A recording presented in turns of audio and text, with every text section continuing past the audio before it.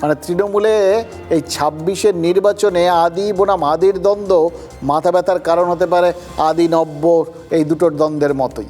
উত্তর দিনাজপুরের কথাই ধরুন, ইসলামপুরে কে প্রার্থী হবে সেটা এখনও দল ঘোষণা করেনি, হয়তো ঠিক করে ফেলেছে, কারণ তৃণমূলই অভিযোগ করেছিল যে ইডি নাকি সেই প্রার্থী তালিকায় চুরি করে নিয়ে গেছিল, কিন্তু সেটা তো ঘোষণা হয়নি, ঘোষিত হয়নি, এখনও প্রার্থী ঘোষণা হয়নি, এটা বাস্তব।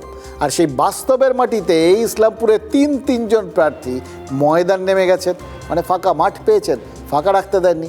এবং মজাটা হলো তিন পক্ষেরই দাবি কি জানেন, তারাই নাকি আসল আদি তৃণমূল। এবার খেয়াল করে দেখুন কারা নামলেন।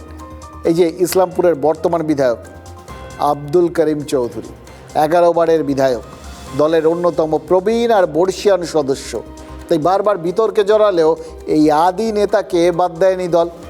এবার আব্দুল করিমের প্রতিদ্বন্দ্বীকে হওয়ার কথা যদিও বিজেপির, কিন্তু তার প্রতিপক্ষ যে জেলা সভাপতি ওই কানাইয়ালাল আগরওয়াল, সেটা তো সবাই জানে, নতুন কথা না।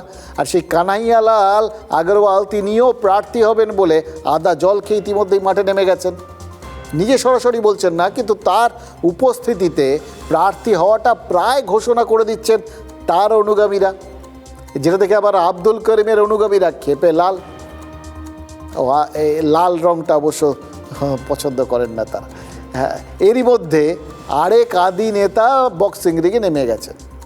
উত্তর দিনাজপুরের তৃণমূল মাইনরিটি সেলের সভাপতি আদি তৃণমূল নেতা জাভেদ আখতার বলে বসেছেন 98 সাল থেকে দলে আছেন, তাই নতুন প্রার্থী হলে তিনি 98% পছন্দের পাত্র, মানে পছন্দের প্রার্থী আর কি।